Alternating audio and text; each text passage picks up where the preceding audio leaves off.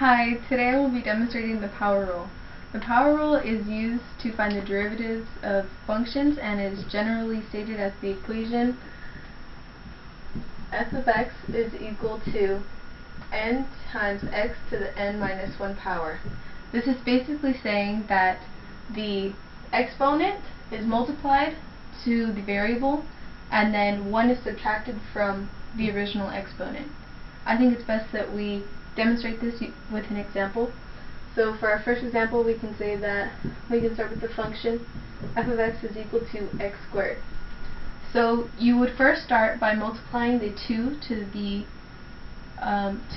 variable. So it would become f prime of x is equal to 2 times x, and then you subtract 1 from the exponent. So that just becomes 1.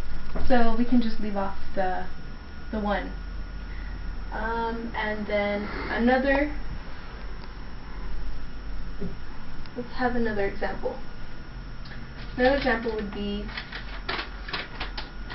one that has a constant in front of the variable to begin with.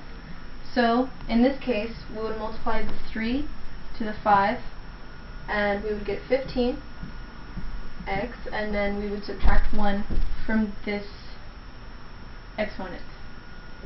So then you would be left with 2. And let's complicate this a bit.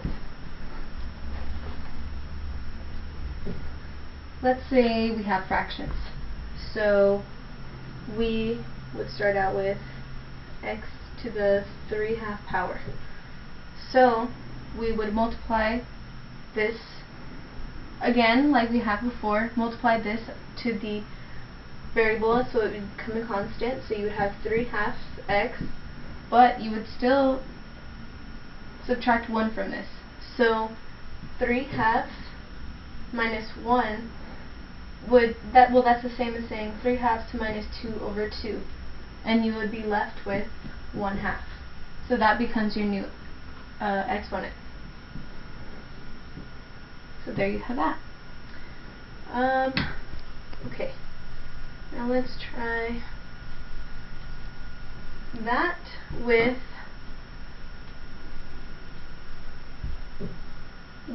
a radical.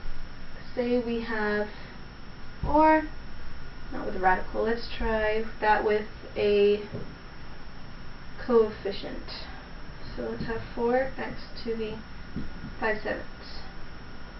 So again, you would multiply this to the original coefficient, and you would have 4 over 1 times 5 over 7, which is the same as 20 over 7.